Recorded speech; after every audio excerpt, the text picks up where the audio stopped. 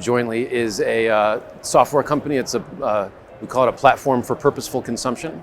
So we have an app for consumers that helps them improve their cannabis experience by being intentional about the reasons why they're using and deliberate about their product choices and mindful of the factors that can impact the results. That they use that app to find success with cannabis, basically to solve the cannabis puzzle for them. And then and we've also make software for retailers that we make using the data from our consumer app. We've got a virtual bud tender that goes on dispensary websites, and also AI tools for bud tenders that help with professional development and sales techniques and strategy. In terms of like having that consultative relationship with the consumer, is that what you're looking to achieve? Yeah, exactly. You walk into a dispensary and there's usually 1 or 2 or 3 people waiting to help you, and on a website you arrive at someone's catalog and you're kind of there unguided. And so the virtual bud tender is, if you've used ChatGPT, you know that it's only kind of okay at answering cannabis questions, because it's based on the sum of everything on the internet, and it's also just kind of okay at answering cannabis questions. But we've taken all of the truth and wisdom and goal-specific product performance data and best practices data from our app users who've been tracking their consumption, and we've taught that to the AI, and then it can live on dispensary websites and be helpful in the store too. We're using ChatGPT's, OpenAI's ChatGPT 4.0 model for now, but we've built it so that we can change that out if a better one comes along for the base model. And then we basically give the model a set of tools based on our data. So one of the key ones is the product recommendation algorithm. The AI doesn't make recommendations itself. When it realizes it needs to make a recommendation, it calls on the data from our app users, where people choose their goals and they rate products for how well it worked for their goals, and it uses a tool that's built on that data to make the recommendations. Yeah. Is purposeful cannabis consumption too idealistic, or is it a mix between that and I want to get high? I think all cannabis consumption is purposeful in a way, even the people who just want to get high. And we've been asking people in the app hundreds of thousands of times over the last 4 or 5 years, why do you use cannabis? And we've given them every imaginable possible answer. We've let them fill in their own answer. We've given them another, and we've got it boiled down to these 12 goals that cover 98% of the reasons why people consume cannabis. So if we present people with that list and say, why, what kind of experience are you looking to have? Yeah. Those 12 goals cover 98%, so all but 2% of use cases. So there are things like relaxation, stress relief, better sleep, creativity, focus, enjoying social experiences. So that they run the gamut of reasons why people use cannabis to make their life better. So we don't have a goal for I just want to completely blow my mind out and sit on the couch, because that person's going to choose relieve everyday stress or relax and refresh, or energize and uplift. The top ones though are relax and refresh and relieve everyday stress. That's kind of the most common use cases for why people are consuming. What is in that 2% of outliers?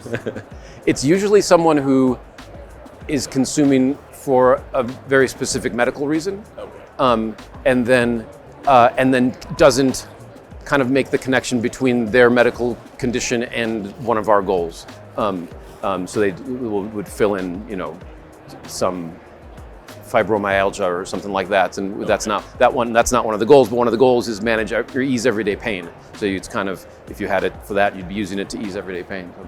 Have there been any insights that have surprised you? Yeah, a ton. Where could I start? CBN's not just for sleep. It's also because people are using it not just for sleep, but for when they want to have that high the THC gives, but having it kind of calmed or contained, or so people are using products with CBN in them and finding success for exercise is one of the goals, for even enjoy social experiences. You wouldn't think you'd take the sleep gummy and go out and enjoy a social experience. It's because you're not exactly going to just fall over and go to sleep. It's not how these things work. Our approach is to let the recommendations that our algorithm creates be entirely organic and unbiased, and no pay for play, no manipulation. So the recommendations that our algorithm makes is really just based on the sum of all of the data points people have made, and we've got hundreds of thousands of them, so it takes care of the outliers in the app over the last 4 or 5 years. So we see something like that that says, wow, CBN products perform well, not just for sleep, but also for exercise and stress relief and relaxation. And we let that inform the recommendations. So if someone, we were trying it out with the AI.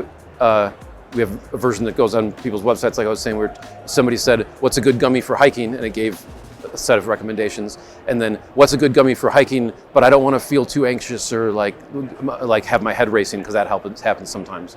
And it's able to distinguish then and add in, make recommendations that are different than that first question, to include things like CBN and CBG and CBD and so on. And it'll tell that consumer and that bud tender what product in the store is the best match for that use case. So it can handle the nuances, and we kind of like that about it. Will human bud tenders always have a role in the cannabis industry? Yeah, I think so. I owned a bicycle shop for 10 years in LA, like I was mentioning, and the thing that sets especially a brick and mortar retailer apart is the people, the experience, the in-store, the look and the feel, and and the relationship you have with people who come in all the time. And so I think the bud tenders will be central to the industry for a long time, probably. I think they could use better tools, is part of one of my biased points of view, is doing that job without having good data on product performance makes it hard, it's just one of the reasons why it's a really hard job to do, because if you have 400 or 500 SKUs and consumers that can come in with at least 12 different goals, and you can't possibly know every one of those growers, every one of those products, every one of those ingestion methods. And so bringing some data into their life is kind of how we see helping with that, but they'll always be central. We're just going to keep making the thing smarter, and it's kind of I don't like living, breathing thing. It's not a term I like to use around AI, I guess, but it's living and breathing in the sense that every time somebody adds a new reflection in our app, it makes the whole system just a little bit smarter. And that has use cases to help consumers find success, to help retailers be more successful, especially on websites where the bud tender can't be present. It can really make a difference. So, what is the future of cannabis e-commerce? Yeah, good question. I mean, the pandemic changed a bunch of it.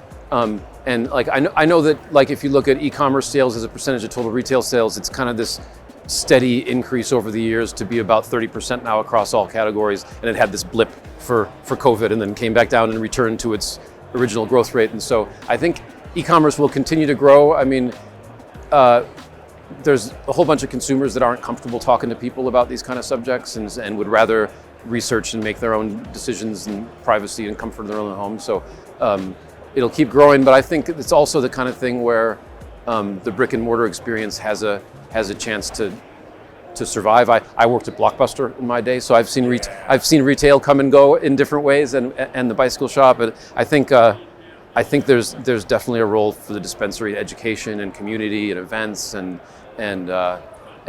just, people need cannabis is a puzzle, and people need a guide, I think, to succeed. So when consumers are putting together their personal cannabis puzzle, do they complete it faster with a human bud tender or with an AI bud tender? I don't have any data on that. I think the best humans would still outperform the AI for sure. The best humans with the assistance of AI would probably win the contest overall. The next best thing is probably a really good human. And then as the humans you follow the bell curve to the person who's just been hired and knows nothing about cannabis, and they're expected to make product recommendations, and they're just thrown out on the floor in their third week. Yeah. That's the one, the AI will probably do better than that person, but the AI is also going to help that person get up to speed so that they can eventually be a larger contributor. So I don't know. I think the humans would still win that battle today, and probably will for a long time. Hey, thanks for taking the time, man. Yeah, thanks. I appreciate it. Thanks for talking.